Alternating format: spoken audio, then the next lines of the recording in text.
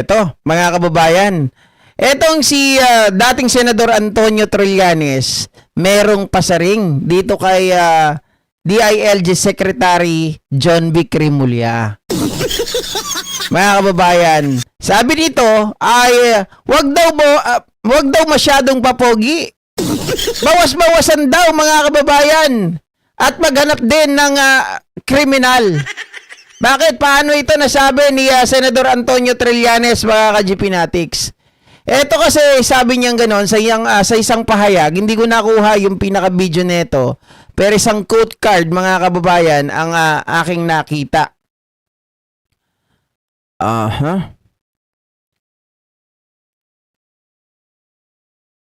Teka lang Ayaw lumabas. Eto, sabi ni Antonio Trillanes, mga ka-GPnatics, ay ganire.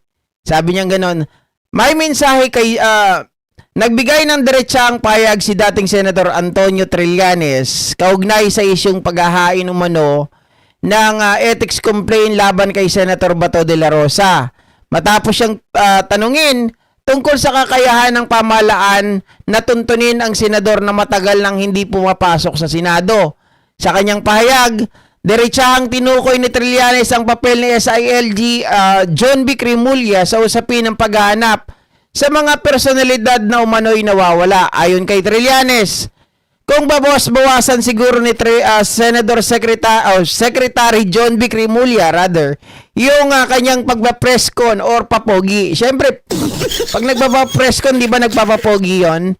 Mas matututukan niya ang paghahanap kasi ang dami nang nawawala. Si Bantag, si Leonardo, si Bato de la Rosa, tapos si Atong Ang, mga ka-GPnatics.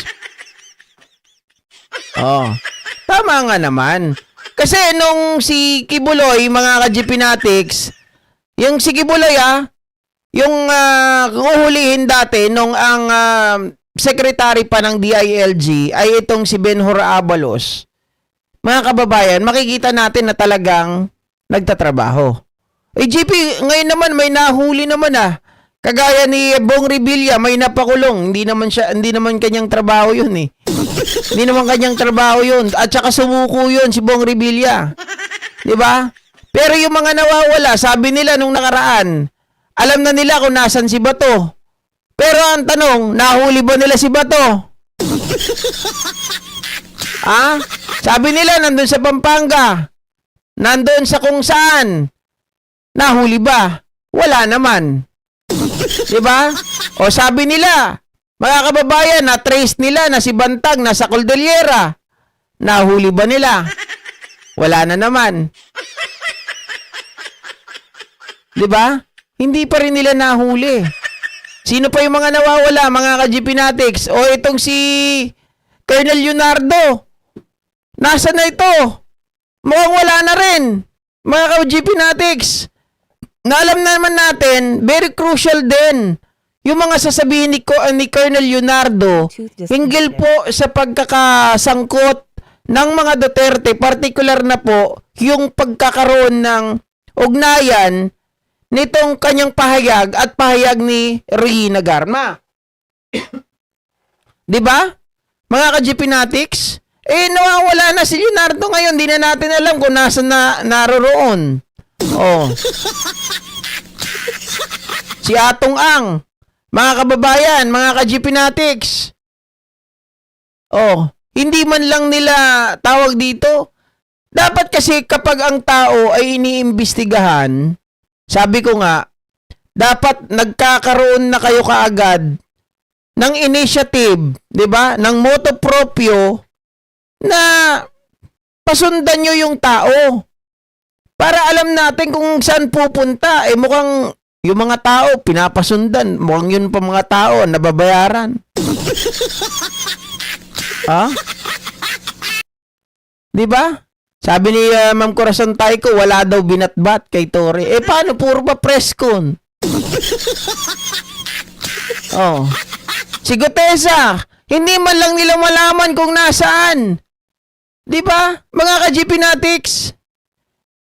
Bakit kailangan natin hanapin si Gutesa? Sabi ng iba. Siyempre, mga ka-GPnatics, iyan yung yan yung pwedeng maging ugat para maitulo si Romualdez. Pero, siya rin ang pwedeng maging ugat, mga kababayan, para mapahiya itong mga DDS. 'Di ba? Oh. Buti pa si Torre tahimik lang pero magaling magtrabaho eh. Search mo. Oh, si Bantag hindi na mahuli-huli. Oh, pareho sila ni Boying eh. Kaya niloloko sila, Bonjing, mahilig magpa-presscon. Dapat mga kababayan, sa mga ganitong sitwasyon, hindi muna inuuna ang pa-presscon. Kaya nga nangyayari dito, nabubulilyaso eh.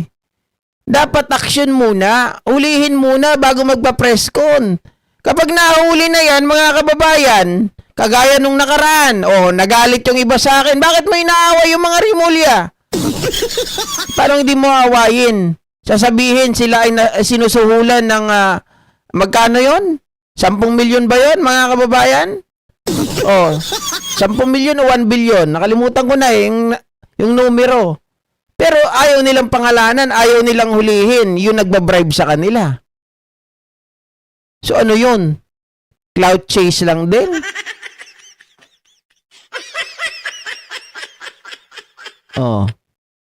Hindi ba? Totoo yung sinasabi ni Antonio Trillanes. Huwag puro pa presscon, huwag puro pa pogi, kilos-kilos din. Mga kababayan, sabi nga ni bawas-bawasan sana yung pagpapapresscon. At tupagin yung mga nawawala.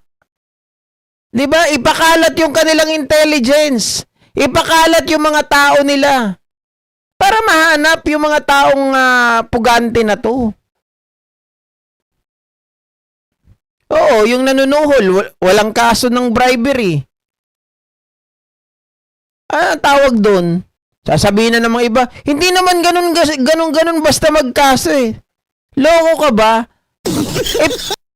Kung hindi sila certain, bakit pinangalanan nila magkapatid daw sa Kongreso? Yun yung tangka magsuhol sa kanila, di ba? Nagbigay pa ng clue tapos hindi naman uhulihin. Hindi naman kakasuhan. Ay, nako. Mga kababayan. Sa totoo lang alam nyo,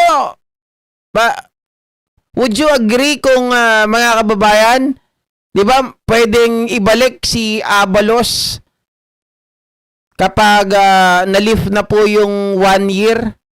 Di ba? Or itong si Trillanes na lang ang gawing DILG secretary? Pwedeng siya na lang ang pumalit eh. 'Di ba? Either si Abalos o kaya itong si Trillanes na lang ang pumalit sa kanya. Kailan ba matatapos malilift yun? 1 year. By May. By May, mga kababayan. Pwede nang malift yung 1 year na yun. Kasi tingin ko si Trillanes mas mukhang fit sa kanya yung trabaho na to. Mukhang mas magtatrabaho ito eh.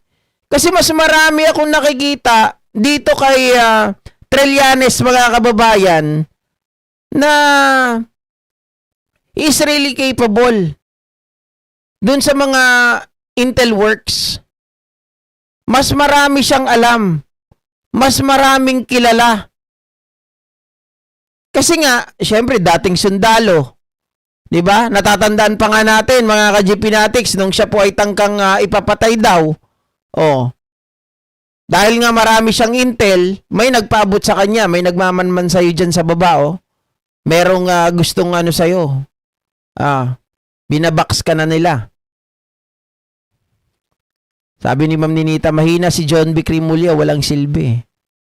Aabot na ang 2028, hindi pa mahuhuli si Bantag, si Atong Angsel Leonardo. Ang reason nila bakit hindi nila makasuhan kasi yung suhol were pillars daw. From friends to magkapatid to friends nilang magkapatid. Magulo ba? Fillers, walang iya mga sila nag-name drop, tawag dito. Hindi man sila nag-name drop pero nagbigay sila ng clue na magkapatid yung gustong manuhol. Mga kababayan, kung talagang gusto nilang hulihin yan, damputin nila yung nagpaabot sa kanila. Paaminin nila yon hanggang sa mapunta doon sa tao talaga na gustong manuhol sa kanila. Madali lang naman yun eh.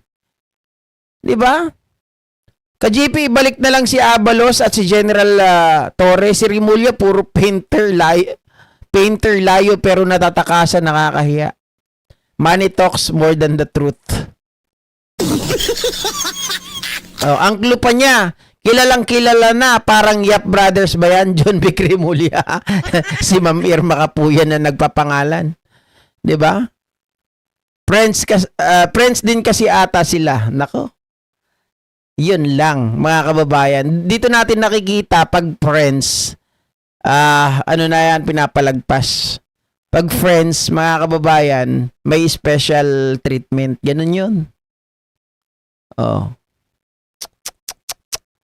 Ay, tama yan. Iwas-iwas pa, Pogi, ha? Huli-huli din. Alam niyo, John Vic, kung plano mo na magpresidente, di ba nababalitaan namin na baka tumakbo, mga kababayan, kung plano mo magpresidente, dapat magpasikat ka sa amin. Dapat mahuli mo si Bantag, mahuli mo si Leonardo, mahuli mo itong si Atong Ang, para sigurado lalapad yung papel mo. Lalapad yung pangalan mo, 'di ba? Hindi yung walang iya, gaganong-ganong ka lang diyan, papogi ka. Tapos gusto mo magpresidente? Ang kapal, mga kababayan, sabi niya ganoon. Gusto daw niya magpresidente kasi alam niya kung paano gagawin sa Pilipinas. Wow! Baka alam mo kung paano nakawan din ang Pilipinas niyan, ha, John Vic, ha? Oh. Ay. Hindi ako nakikita ko talaga si Trillanes. Mas fit sa kanya. Pwede na rin bumalik si Abalos, mga ka-GPnatics. Abalos or Trillanes na umawak sa position na to ni John B. Rimulya. Sabi ni Danny Taling, Sir GP, why pag-aarestuhin na need pang i-broadcast kaya nakatakas ang mga accused? Parang ang dating nga sa akin, Sir Danny Taling, ito ay isang indirect na pagsasabi na magtago ka na. Na parang gusto mong warningan yung tao na umalis ka na dyan sa pwesto mo. 'Di ba? Parang ganun eh. Yung sa pagkakasabi nila, pagkaka-broadcast nila na nakita nila tong tao na to sa Pampanga, nakita nila sa Pangasinan, something like that, o nakita nila somewhere, parang nagsasabi sila na umalis ka na dyan. Dahil anytime yung tropa ay pupunta dyan para hagilapin ka. Parang ganun. Nagbibigay pa sila ng idea para umalis yung tao dun sa kanilang pwesto or dun sa kanilang pinagtataguan. Di ba?